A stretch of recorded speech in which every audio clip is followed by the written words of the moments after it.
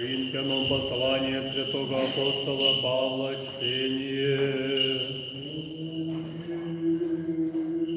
Братья, Богу есть мы поспешницы, Божие тяжание, Божие здание есть. По благодати Божией дай не мне, как премудр архитект, он основание положив, ин же назидает, киждо же наблюдет, как он назидает, основание бо инаго никто же может положить и паче лежащего, и же есть Иисус Христос. Аще ли кто назидает на основании сем злато, сребро, камень, честное, дрова, сено, росте кое-что дело явлено будет, день бо явит, за не огнем открывается, и когождо дело, якого же есть огонь искусит, и его же аще дело прибудет, его же наздам мзду приимет, а его же дело сгорит, отщитится, сам же спасется такожде огнем, якоже огнем. Не весте ли, яко храм Божий есте, и Дух Божий живет в вас, аще кто Божий храм растлит, растлит сего Бог. Храм Божий свят есть, и же есть вы.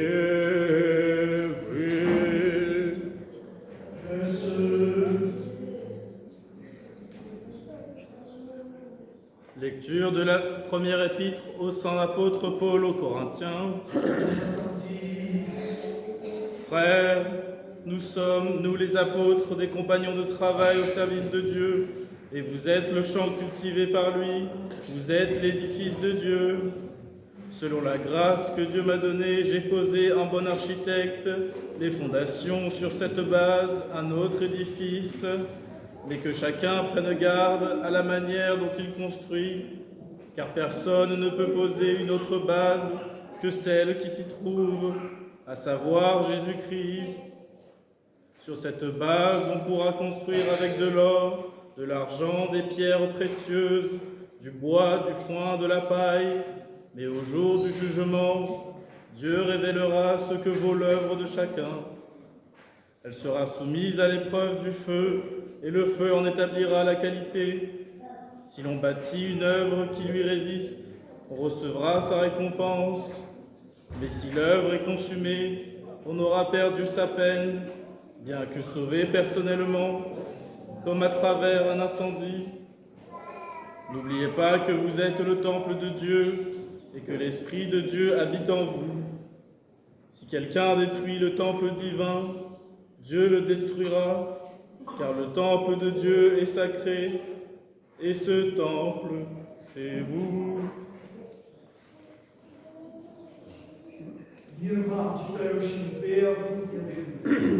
И Духові Твоему.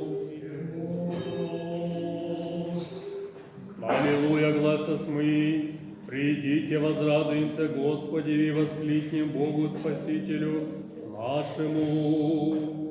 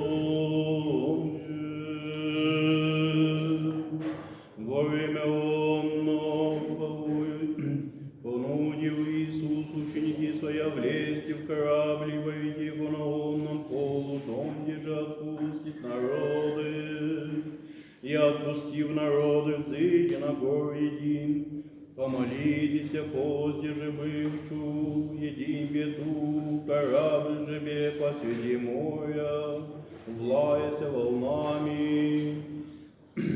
Ибо противен ветер, четвертую же стражу ноши, и еже к ним Иисус, ходя по морю, и видевши бывшие его ученицы по морю ходяща, смутившися глаголюще, яко призраки, и от страха возопиша, аби же вечерем Иисус глаголя, дерзайте, аз есть, не бойтесь.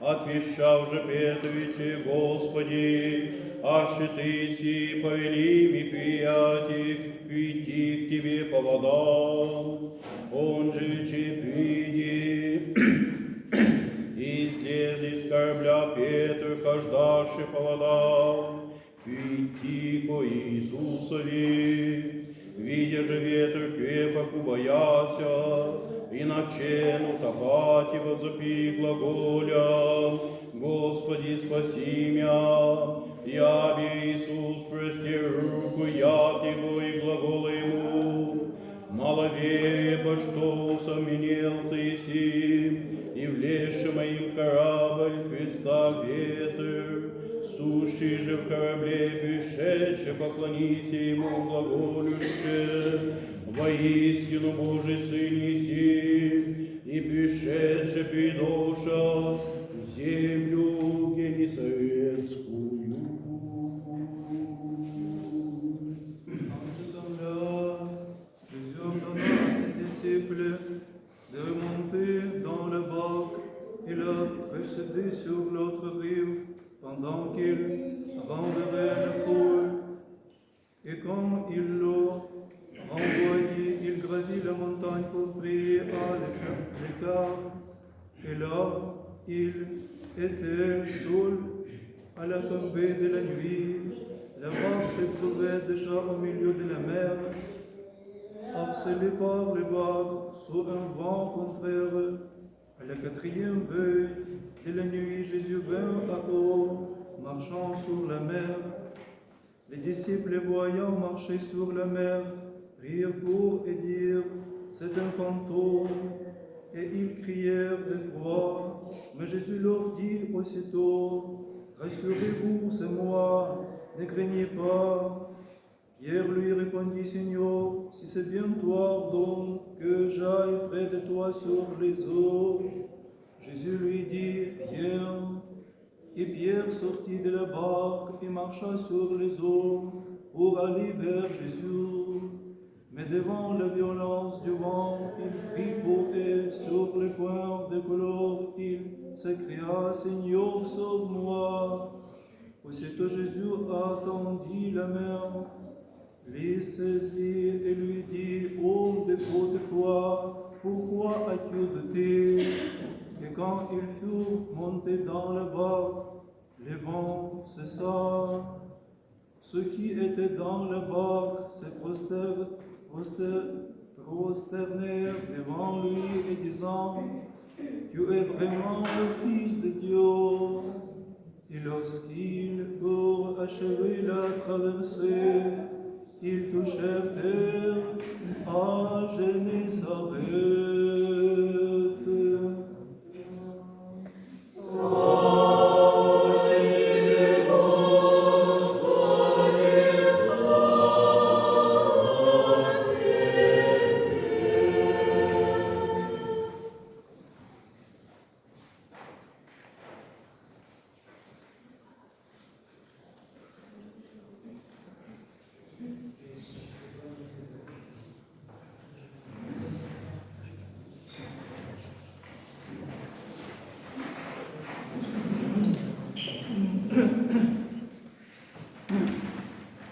Amen. Au nom du Père, du Fils et du Saint-Esprit. Amen. Aujourd'hui, nous voyons encore un de ces miracles du Christ, ces miracles puissants, miracles du Christ qu'il accomplit. On dirait qu'il y a une sorte de gradation dans la puissance des miracles qui nous sont racontés. Ces miracles qu'il accomplit vers la fin de sa prédication, plus il s'approche de sa crucifixion, plus les miracles qu'il accomplit sont puissants. Nous avons vu il y a quelque temps le miracle de la multiplication des pains. La multiplication des pains. Et ce miracle-là concerne encore la matière, mais nous avons nous avons vu deux miracles, enfin ce qu'on appelle des miracles qui touchent sa personne, où il manifeste sa divinité. C'est le dimanche dernier, pas dimanche dernier, le 19, lundi dernier, de la transfiguration, quand il est transfiguré sur le mont Tabor. C'est quelque chose d'inouï, d'inattendu, exceptionnel, et où il manifeste sa divinité. Et là, c'est un miracle qui le touche lui, qui ne touche pas la matérialité, mais qui le touche lui, où il apparaît marchant sur les eaux. Marchant sur les eaux. Eh bien, que peut bien signifier cette marche sur les eaux? Alors évidemment, encore une fois, j'ouvre une parenthèse aussitôt fermée, je sais que vous trouverez de nombreuses homélies très savantes, très bien construites, pourraient faire le tour de la question, avoir des opinions différentes. Tout ce que nous essayons de faire ici, c'est nous contenter de souligner quelques points peut-être qui sont si particuliers. Eh bien, nous avons vu dans l'Évangile, nous voyons que, d'une part, mais je ne m'y arrêterai pas, la peur de Pierre. La peur de Pierre, elle correspond à l'endurcissement de nos cœurs. À l'endurcissement de nos cœurs. Nous savons que nous sommes frères du Christ, fils de Dieu, que nous sommes saints, l'apôtre nous l'a rappelé, nous y reviendrons. Mais nous en avons peur tous les jours de notre vie. Que faisons-nous de notre conviction? Que faisons-nous de notre foi? Nous en avons peur. Et habituellement, on dit que c'est notre paresse, notre trop grand attachement au bien de ce monde qui font que je ne peux pas, j'ai des crédits pour la voiture remboursée, je dois faire ceci, je dois faire cela, je suis occupé. Mais en fait, si vous y réfléchissez bien, ces faux prétextes sont suscités par la peur interne que nous avons chacun, la peur de qui nous sommes et qui nous fait trouver d'autres prétextes. Mais ce que je voulais souligner dans cet épisode miraculeux où on voit le Christ marcher sur l'eau, c'est sa signification symbolique. On voit l'eau, c'est-à-dire l'étendue des eaux qui sont informes. Tant qu'elles n'ont pas un récipient pour les contenir, elles sont informes. Elles peuvent prendre une allure calme quand il n'y a pas de vent, elles peuvent prendre une allure de vaguelette ou de tempête, mais elles sont informes et susceptibles de prendre toutes les formes. Et le Christ, lui, marche sereinement au-dessus de ça, sur cette indéfinité de possibilités multiples. Voilà le symbole, c'est-à-dire que le Christ est au-dessus de l'indéfinité des possibles. De l'indéfinité des possibles. Le Christ est au-dessus. Il est. Et de cela, nous pourrons, si vous y réfléchissez, si nous y réfléchissons, traduire et déduire beaucoup de possibilités, de nombreuses possibilités, de nombreuses explications. De là pourront venir de nombreux éclaircissements, même sur les événements de la vie courante, sur les événements qui nous touchent en ce moment, sur les événements qui touchent le monde, lorsque vous le méditerez. L'apôtre, je voudrais dire quelques mots de plus sur cet épître qui est si riche. Cet épître est très très riche. Il est riche et il résume en même temps l'enseignement du Christ pendant toute sa vie terrestre qu'il fait, de l'âge de 12 ans jusqu'à 33 ans. Il a enseigné. Bien sûr, il a fait des miracles, mais ce n'est pas essentiel. Souvent, d'ailleurs, nous courons après le Christ pour dire « Moi, j'ai une batte malade, j'ai le foie qui n'est pas droit, la rate qui... » On lui demande de nous soigner. On fait appel au Christ simplement comme un médecin de nos corps. Mais on oublie qu'il a passé son temps à enseigner. S'il a enseigné, c'est qu'il a quelque chose à dire. S'il a passé son temps à parler, à enseigner, il a quelque chose à dire. Écoutons le Verbe. Ce qu'il a de plus important à nous apporter, ce n'est pas tellement la guérison physique, c'est la guérison spirituelle, c'est le Verbe qui est mis en nous, qui est semé par le maître de la moisson lui-même, lorsque ce sont ses paroles. Et l'apôtre fait un peu le parallèle au début de cet épître entre les travaux des champs et les travaux de construction. Il dit, vous êtes le champ de Dieu. Vous êtes les champs de Dieu. Et la parole de Dieu est semée en vous, comme le semeur sème la graine qui va pousser, qui va prendre le temps de pousser. dont un jardinier va peut-être s'occuper. Et vous savez, n'oubliez pas aussi la parabole des graines semées en différents terrains, sur le rocher, sur la route. Prenons-y garde, la parole, une fois qu'elle est semée, il faut s'en occuper et il faut la chérir et la faire grandir. Et il prend surtout, Saint Paul développe surtout la métaphore et le symbole de la construction. Vous êtes un édifice de Dieu. Et ça, c'est lié à la notion de, comme certains pères, nos saints pères disaient, l'homme est un projet de Dieu. L'homme est un projet de Dieu. Alors Saint Paul nous dit, il y a un architecte savant qui a posé la première pierre. Et à chacun après de poser les pierres suivantes et de construire l'édifice. Si on refait une dernière fois le parallèle avec les travaux des champs, souvenez-vous, celui qui sème n'est pas celui qui récolte. Donc celui qui fonde la première pierre n'est pas celui qui finit l'édifice. L'édifice se construit petit à petit avec les uns, avec les autres. Et prenons garde avec quoi nous construisons l'édifice. Et je voudrais rappeler quelques éléments fondamentaux qui corroborent ce que dit Saint Paul et que l'on trouve chez les constructeurs qui connaissent bien ces éléments-là. Il y a 2 pierres particulières dans un bâtiment, la première et la dernière. Il ne faut pas confondre, souvent on confond. On parle d'angle et on ne sait pas très bien s'il s'agit de la pierre d'angle ou de la pierre angulaire.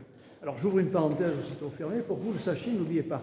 La pierre d'angle, c'est la première pierre de l'édifice et surtout d'une église, et que l'on pose dans l'angle nord-est du bâtiment, qui est une pierre quadrangulaire. C'est une pierre d'assise. C'est la pierre de fondement.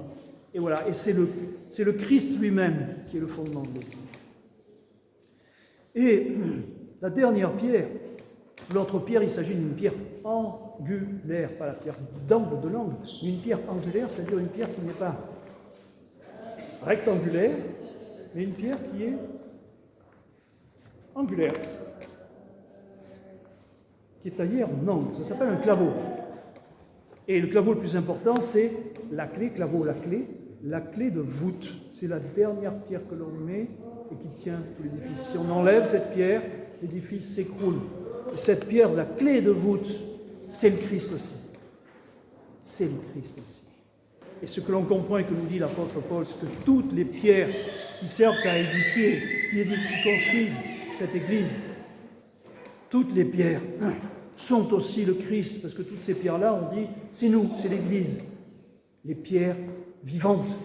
Chaque chrétien est une pierre vivante du temple chrétien. Oui, le temple lui-même, c'est le Christ, nous l'avons dit la dernière fois. Le corps du Christ est le temple lui-même, le temple sacré. C'est-à-dire chaque pierre qu'il compose est le Christ. Vous êtes le Christ. Nous sommes le Christ. Alors, il y a un petit passage au milieu de cette épître qui peut un petit peu faire peur, étant donné les circonstances actuelles, les temps que nous vivons, parce qu'il est question du feu. Il est question de la mise à l'épreuve par le feu.